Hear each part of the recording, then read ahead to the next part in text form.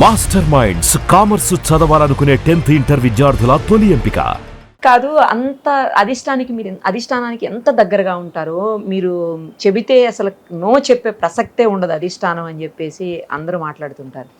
అలాంటిది ఎందుకని ఈ మధ్యన ఏమన్నా రేణుకా చౌదరి గారు స్లో అయ్యారా? స్లో కాదు, అనుభవంతో ఒక ఆలోచన కూడా వస్తుంది కదా. ఇప్పుడు అంతా యంగ్ ప్లేయర్స్, నిన్న మొన్న పార్టీలు మారి వచ్చిన వాళ్ళు ఉన్నారు. సో వీళ్ళని అందాజు వేసుకుంటూ నేను వీళ్ళ వాలకం ఏంటి అనేది, ముఖ్యంగా నా లక్ష్యం ఇవాళ రోజు నా కార్యకర్తల్ని కాపాడుకోవాలి. అసలైన కాంగ్రెస్ కార్యకర్తలు ఎవరైతే కంకణం కట్టుకొని ఇన్ని సంవత్సరాలు పార్టీని కాపాడుకున్నారో వాళ్ళని కాపాడుకునేది నా కర్తవ్యంగా నేను భావించి, నేను ఇక్కడ మిగతా ఫోకస్ తగ్గించి నేను ఢిల్లీ పార్లమెంట్లో మీరు గమనిస్తే సెషన్స్లో తెలంగాణ హక్కుల కోసం పోరాడిన దాన్ని నేనే మీరు చూసింటే ఈ మధ్యకాలంలో. So I been battling on that front. Parliament Rajya Sabha బాధ్యతలు ఉంటాయి, అక్కడికి ఐఎమ్ ఫోకసింగ్ మోర్.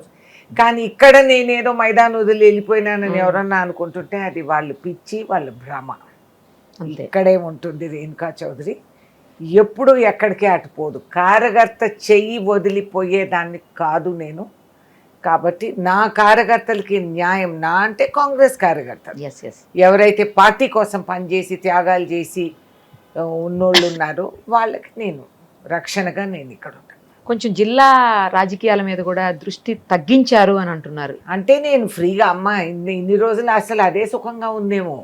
నాకు అసలు 7 నియోజకవర్గాల్లో ఎమ్మెల్యేలు ఉండేవారు కాదు మీరు గమనిస్తే. అది నేను కాబట్టి నేను ఫ్రీగా ఎప్పుడు ఇష్టం వచ్చినప్పుడు ఆ జిల్లాకి వెళ్ళిపోయేదాన్ని, పని చేసుకునేదాన్ని, సమస్య పరిష్కరణ ఇప్పుడు మాకు 7 మంది ఎమ్మెల్యేస్ ఉన్నారు, 3 మంత్రులు ఉన్నారు, ఒక 4 చైర్మన్లు ఉన్నారు.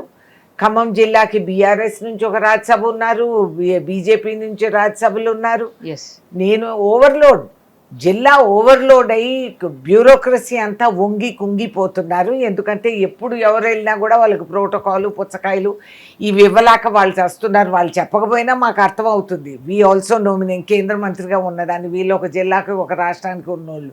We have been there. యావత్ భారతదేశానికి నిర్ణయాలు తీసుకొని ఇవి చట్టాలు ఏర్పాటు చేసిన వాళ్ళని కాబట్టి మాకు తెలుసు కలెక్టర్లు వాళ్ళు ఎట్లా బాధ్యత. లోక్సభ మెంబర్ కూడా మాకున్నారు. కాబట్టి అసలు వాస్తవంగా ఖమ్మం జిల్లాలో నేను వెళ్ళాల్సిన అవసరం కూడా ఉండకూడదు నన్ను అడిగితే. ఎస్, నేను జిల్లాకి వెళ్ళిన తర్వాత నేను గొప్పగా చెప్పుకుంటాను. నేను జిల్లాకి వెళ్ళిన తర్వాత అంచెలంచెలుగా ఈ 22 సంవత్సరాలు కాంగ్రెస్ పార్టీ ఓట్ షేర్ పెంచుకుంటూ వచ్చాం. నేను గెలిచినా ఓడినా పార్టీని వదలలేదు, మర్చిపోలేదు. అక్కడ స్థానికంగా ఉంటూ ఓట్ షేర్ పెంచుకుంటూ వచ్చాం. మొన్న అల్పాయాసంగా లోక్సభను 7 అసెంబ్లీ నియోజకవర్గాలు నా కాంగ్రెస్ కార్యకర్తలు నిలబడి కంచుకోటగా వాళ్ళు ఉన్నోళ్ళు రాత్రింపగలు పనులు చేసి, నిన్న మొన్న వచ్చిన వాళ్ళని కూడా వాళ్ళు నోరు మూసుకొని వాళ్ళని ఆహ్వానించి వాళ్ళ గెలుపు కూడా వాళ్ళంతా కంకణం కట్టుకొని వాళ్ళు పనిచేశారు. కాబట్టి ఖమ్మం జిల్లా actually is the most powerful. మీరు చూస్తే రాష్ట్రంలో ఇంతమంది ఉన్నా ఓవర్లోడ్ కూడా ఉంటుంది, కొన్ని అవకతవకలు కూడా జరుగుతాయి. ఖమ్మం జిల్లాలో 3 మంత్రులు ఉన్నారు. ఆ స్థాయిలో అభివృద్ధి చెందుతుందని మీరు భావిస్తున్నారా ఖమ్మం? ఏమండి, ఎవరి పోర్ట్ఫోలియోస్ వాళ్ళు చూసుకుంటున్నారు తప్పితే కార్యకర్తలు సమస్య పరిష్కరణ కానీ గ్రౌండ్ లెవెల్లోకి ఇంకా వాళ్ళు దిగలేదు. మరి అర్థం కాక తెలీదు నాకు. ఊరికే పర్యటనలు పెట్టుకొని ఆడ ఫోటోలు దిగి సోషల్ మీడియాలో పెట్టుకుంటే అది that is not politics, that is not grass root politics. సమస్యలు ఉన్నాయి. కొత్తగూడెంలో 28 రోజుల నుంచి డైలీ వేజెస్ లేబర్ అక్కడ నిరాహార దీక్షలో కూర్చున్నారు. ఒక్కనాథుడు వెళ్ళి పలకరించడే. డిప్యూటీ సీఎంలు వీళ్ళు వాళ్ళు ఉన్నోళ్ళు ఒక్కరెళ్ళి వాళ్ళని పలకరించలేదే. టెంపరీ లేబర్, మన కాంట్రాక్ట్ లేబర్లో ఉన్న టీచర్ల సమస్యలు ఉన్నాయి, మరి ఒక్కరు పట్టించుకోరే. వాళ్ళు పోర్ట్ఫోలియోస్ తప్పితే వాళ్ళు అదనంగా పార్టీ పని అనేది పాటించుకోవటం లేదు. It's very disappointing. అక్కడ పీసీసీ కూడా ఇది పట్టించుకోలేదు, అది డిసప్పాయింటింగ్. ఈ అవకతవకలు, ఈ కొరతలు ఉండకూడదు పార్టీలో అనేది నా భావన. పీసీసీకి సీఎం గారికి కోఆర్డినేషన్ లేదు, మంత్రులకి సీఎం గారికి కోఆర్డినేషన్ లేదు, ఎవరితోటి సరిగా కోఆర్డినేట్ చేయట్లేదు, ఎవరి నిర్ణయాలు వాళ్ళు తీసుకుంటున్నారు, ఎవరి ఇష్టానికి వాళ్ళు మాట్లాడుతున్నారు అని చెప్పేసి. తర్వాత ఈ మధ్యకాలంలో మీనాక్షి గారు వచ్చారు. మీనాక్షి గారు వచ్చిన తర్వాత కూడా అందరితో సమన్వయం చేయడానికి ట్రై చేస్తున్నా కూడా అసలు ఎవరు మాట వినట్లేదని చెప్పేసి బయట మాట్లాడుకుంటున్నారు. ముఖ్యంగా బీఆర్ఎస్ వాళ్ళు ఆరోపిస్తున్నారు ఇవన్నీ కూడా. బీఆర్ఎస్ అనేది అంటూ ఉంటారు కదా, వాళ్ళ మొహానికి వాళ్ళ కోఆర్డినేషన్ ఏడ్చిందా ఏమన్నానా?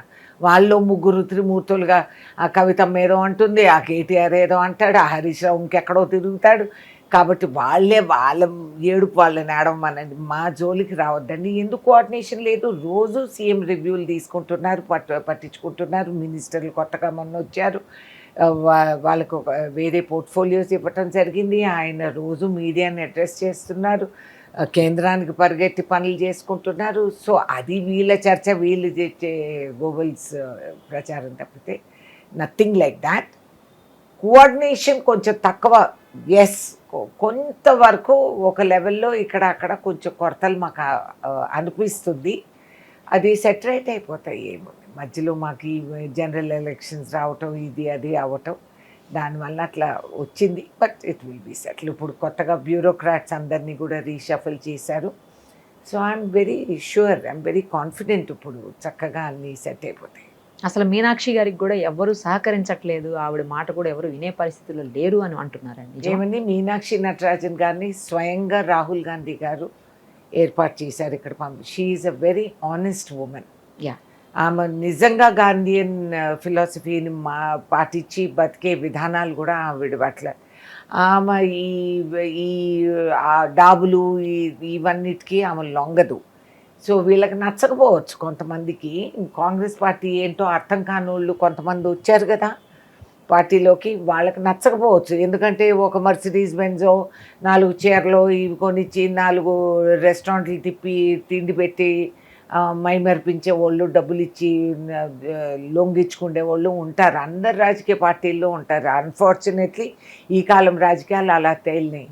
కాకపోతే మీనాక్షి లొంగదు. అండ్ ఆవిడ ఏం పర్వాలేదు, ఆమెతో కోఆపరేట్ చేశారో లేదో రిపోర్ట్ మాత్రం రాహుల్ గాంధీకి చేరుతుంది, సావు కబురు చల్లగా అందుతుంది. అంతేగాని పార్టీ సుప్రీం అమ్మ కాంగ్రెస్ పార్టీ. దీంట్లో PCC is more powerful than chief minister.